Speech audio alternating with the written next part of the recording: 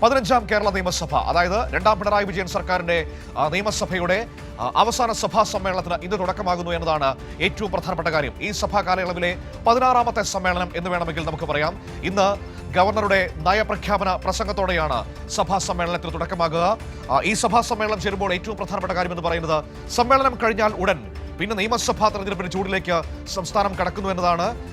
ഈ മാർച്ച് 26 വരെയാണ് സമ്മേളനം തീരുമാനിച്ചിരിക്കുന്നത്. അതിനിടയിൽ നിയമസഭാ തെരഞ്ഞെടുപ്പ് പ്രഖ്യാപിച്ചാൽ സഭാ സമ്മേളനം വെട്ടിക്കുറയ്ക്കുകയും ചെയ്യും. ആ രീതിയിലാണ് അതിന്റെ കണക്കുകൂട്ടലുകൾ എന്ന് പറയുന്നത്.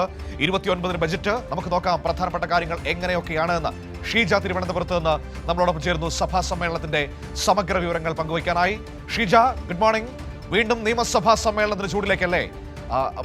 ഈ 15ാം നിയമസഭയുടെ അവസാന സഭാ സമ്മേളനം, അതിൽ 29 ബജറ്റ്, ഒപ്പം തന്നെ രാഹുൽ മാങ്കൂട്ടത്തിന്റെ അയോഗ്യതയടക്കമുള്ള വിഷയങ്ങളൊക്കെ സഭയുടെ പരിഗണനയിലേക്ക് എത്തുകയും ചെയ്യും. DK മുരളി MLA പരാതി നൽകിയ സാഹചര്യമൊക്കെ ഉണ്ടല്ലോ. അപ്പോൾ ആ രീതിയിൽ സംഭവ ബഹുലമാകും ഈ സഭാ സമ്മേളനം.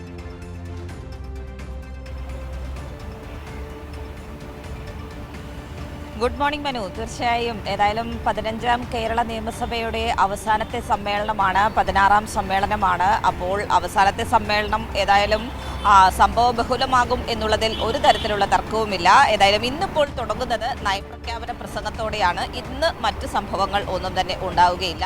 ഇന്ന് രാവിലെ 9 മണിക്കാണ് നയപ്രഖ്യാപന പ്രസംഗം. ഗവർണർ രാജേന്ദ്ര വിശ്വനാഥ് അർലേക്കറുടെ നയപ്രഖ്യാപന പ്രസംഗത്തോടുകൂടി 15ാം കേരള നിയമസഭയുടെ അതിൻ്റെ അവസാനത്തെ സമ്മേളനത്തിലേക്ക് കടക്കുക എന്നുള്ളതാണ്. ഏതായാലും ഈ നയപ്രഖ്യാപനത്തിൽ സ്വാഭാവികമായും സർക്കാർ ചെയ്ത കാര്യങ്ങൾ, ഇനി ഏത് രീതിയിലാണ് സർക്കാർ മുന്നോട്ട് പോകാൻ ഉദ്ദേശിക്കുന്നത് എന്നതടക്കമുള്ള കാര്യങ്ങൾ സമഗ്രമായി തന്നെ ഉണ്ടാകും എന്നുള്ളതിൽ ഒരു തരത്തിലുള്ള തർക്കവുമില്ല. അതുകൊണ്ട് തന്നെ ബജറ്റിന് മുന്നോടിയായിട്ടുള്ളൊരു പതിപ്പ് തന്നെയായിരിക്കും നമുക്ക് നയപ്രഖ്യാപന പ്രസംഗത്തിൽ കാണാൻ സാധിക്കുക എന്നുള്ള കാര്യം തന്നെയാണ് ഇതിൽ ഏറ്റവും പ്രധാനപ്പെട്ട കാര്യം എടുത്തു പറയേണ്ടത്. സ്വാഭാവികമായും ഇന്നിപ്പോൾ നയപ്രഖ്യാപന പ്രസംഗം കഴിഞ്ഞ് നാളേക്ക് ശേഷം നാളെ കനത്തിൽ ജമീലയുടെ റെഫറൻസ് മാത്രമാണുള്ളത്. അതിനുശേഷം നയപ്രഖ്യാപന പ്രസംഗത്തിനുള്ള നന്ദി പ്രമേയ ചർച്ചയും കാര്യങ്ങളും ഒക്കെയായി പോകും. ഈ മാസം 29-നാണ് രണ്ടാം പിണറായി സർക്കാരിൻ്റെ അവസാനത്തെ ബജറ്റ് അവതരിപ്പിക്കുന്നത്. സമ്പൂർണ്ണ ബജറ്റ് തന്നെയാണ് സർക്കാർ അവതരിപ്പിക്കുന്നത്. 2026-27 സാമ്പത്തിക വർഷത്തേക്കുള്ള ബജറ്റ്,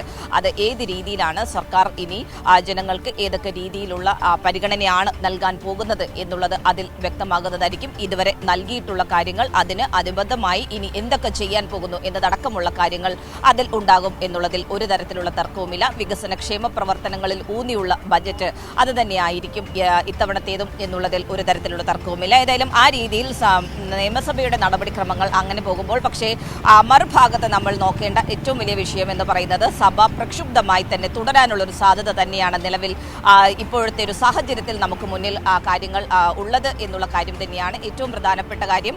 രണ്ട് വിഷയങ്ങളാണ്. ഒന്ന്, രാഹുൽ മാങ്കൂട്ടത്തിൽ MLA-ക്കെതിരായിട്ടുള്ള അയോഗ്യതാ വിഷയം. പ്രത്യേകിച്ച് നമുക്കറിയാം, കഴിഞ്ഞ നിയമസഭാ സമ്മേളനം നടക്കുമ്പോൾ ആദ്യ ദിവസം രാഹുൽ മാങ്കൂട്ടത്തിൽ ഈ ഒരു വിഷയങ്ങളൊക്കെ നിലനിൽക്കുമ്പോൾ, പീഡന പരാതികൾ ഒക്കെ നിലനിൽക്കുന്ന ഒരു പശ്ചാത്തലത്തിലും സഭയിൽ ആദ്യ ദിവസം എത്തിയത് വലിയ തോതിലുള്ള പ്രതിഷേധങ്ങൾക്കൊക്കെ വഴിവെച്ചിരുന്നു. ഏതായാലും ഇത്തവണ സഭയിലേക്ക് എത്തില്ല, കാരണം സ്വാഭാവികമായും ജയിലിലാണ് എന്നുള്ളത് കൊണ്ട്. പക്ഷേ ആ വിഷയം സഭയിലേക്ക് ഉയർന്നു വരും എന്നുള്ളത് തന്നെയാണ് നമുക്ക് മനസ്സിലാക്കാൻ സാധിക്കുന്നത്. കാരണം DK മുരളി MLA നൽകിയിട്ടുള്ള കത്തുണ്ട്. ആ കത്തിൽ പ്രധാനമായും സഭയ്ക്കുള്ളിൽ ഈ വിഷയം അവതരിപ്പിക്കാൻ അനുവദിക്കണം എന്നുള്ള കാര്യമാണ്. അപ്പോൾ സ്വാഭാവികമായും സഭയ്ക്കുള്ളിലേക്ക് ഈ വിഷയം വരുമ്പോൾ എന്ത് നിലപാട് പ്രതിപക്ഷം സഭയിൽ സ്വീകരിക്കും എന്നുള്ള പ്രധാനപ്പെട്ട കാര്യമാണ്. ഷീജ അത് പറഞ്ഞപ്പോൾ ഞാനിങ്ങനെ ആകാംക്ഷയുടെ കാത്തിരിക്കുന്നതും കോൺഗ്രസ് പ്രതിപക്ഷം ഈ വിഷയത്തിൽ സഭയിൽ സ്വീകരിക്കാൻ വേണ്ടി പോകുന്ന നിലപാടിനെ കുറിച്ചാണ്. കാരണം കഴിഞ്ഞ ദിവസം സണ്ണി ജോസഫ് പറഞ്ഞൊരു കാര്യമുണ്ടല്ലോ, ഈ അയോഗ്യതാ വിഷയം വന്നാൽ പ്രതിരോധിക്കുമെന്നാണ് KPCC അധ്യക്ഷൻ, MLA കൂടിയായ KPCC അധ്യക്ഷൻ പറഞ്ഞു വെച്ചിരിക്കുന്നത്.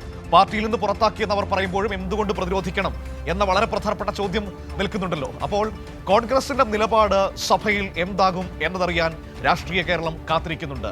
പ്രതിരോധിക്കുകയാണെങ്കിൽ ഒരു കാര്യം ഉറപ്പാണ്, കഴിഞ്ഞ നാളുകളിൽ കേട്ട ആക്ഷേപങ്ങൾ രാഹുൽ മാങ്കൂട്ടത്തിലിനെ സംരക്ഷിക്കുന്നു, രാഹുൽ മാങ്കൂട്ടത്തിലിനെ ഭയമാണ് കോൺഗ്രസിന് തള്ളിപ്പറയാൻ എന്ന ആക്ഷേപങ്ങൾ സഭയ്ക്കുള്ളിൽ പോലും സത്യമാകുന്നത് നമുക്ക് കാണാൻ കഴിയും.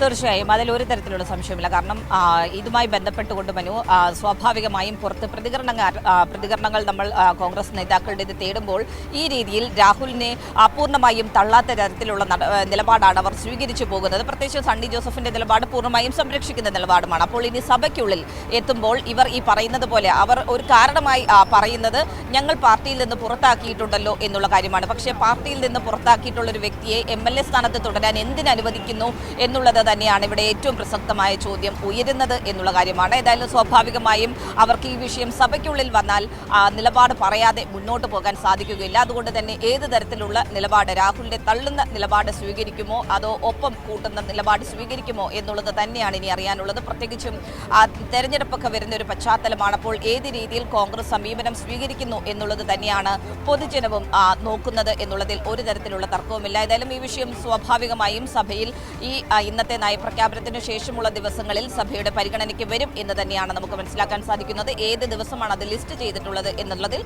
ഇപ്പോൾ ഒരു തീരുമാനത്തിലേക്ക് എത്തിയിട്ടില്ല. ഏതായാലും വരും ദിവസങ്ങളിൽ ഈ വിഷയം സ്വാഭാവികമായും സഭയിൽ ഉയർന്നു വരും എന്നുള്ളതിൽ ഒരു തരത്തിലുള്ള തർക്കവുമില്ല. പിന്നെ മറ്റൊരു വിഷയം സ്വാഭാവികമായും സഭയിൽ ഉയർന്നു വരാൻ സാധ്യതയുള്ളത് ശബരിമല സ്വർണ്ണമോഷണ കേസാണ്. നമുക്കറിയാം കഴിഞ്ഞ സഭാ സമ്മേളനമൊക്കെ ഈ ശബരിമല സ്വർണ്ണമോഷണത്തിൻ കേസിന്റെ ഒരു പേരിൽ വലിയ തോതിൽ പ്രതിപക്ഷം പ്രക്ഷുബ്ധമാക്കുന്ന ഒരു സാഹചര്യം, സഭ നിരന്തരം തടസ്സപ്പെടുത്തുന്ന സാഹചര്യമൊക്കെ സ്വീകരിച്ചിട്ടുണ്ടായിരുന്നു. പക്ഷേ കൃത്യമായ രീതിയിൽ സർക്കാർ അന്നും വ്യക്തമാക്കിയിരുന്നു. സർക്കാർ സ്വീകരിച്ചിരിക്കുന്ന ഒറ്റ കാര്യം മാത്രമാണ് സർക്കാർ ഈ വിഷയത്തിലുള്ളത്. കൃത്യമായ രീതിയിൽ അന്വേഷണം നടക്കട്ടെ, അന്വേഷണത്തിൽ കുറ്റക്കാരായി കണ്ടെത്തുന്നവർക്കെതിരെ കർശന നടപടി അതുണ്ടാകും എന്നുള്ള കാര്യമാണ് സംസ്ഥാന സർക്കാർ വ്യക്തമാക്കിയിട്ടുള്ളത്. ഇപ്പോഴത്തെ ഒരു സാഹചര്യം എന്ന് പറയുന്നത് കൂടുതൽ കോൺഗ്രസ് നേതാക്കളടക്കം ഈ അന്വേഷണത്തിന്റെ പരിധിയിലേക്ക് വരുന്ന ഒരു സാഹചര്യം കൂടിയായി നിൽക്കുന്ന ഒരു ഘട്ടത്തിലാണ് ഇപ്പോൾ അടുത്തൊരു സഭാ സമ്മേളനം എത്തി നിൽക്കുന്നത് എന്നുള്ളത് കോൺഗ്രസിനെ വലിയ തോതിൽ ഈ വിഷയത്തിൽ പ്രതിരോധത്തിലാഴ്ത്തിയിട്ടുണ്ട് എന്നുള്ളതിൽ ഒരു തരത്തിലുള്ള തർക്കവുമില്ല. സ്വാഭാവികമായും ഇതടക്കമുള്ള സമകാലീന രാഷ്ട്രീയ വിഷയങ്ങൾ സഭയിൽ ഉയർന്നു വരുന്നതായിരിക്കും എന്നുള്ളതിൽ ഒരു തരത്തിലുള്ള തർക്കവുമില്ല മനു.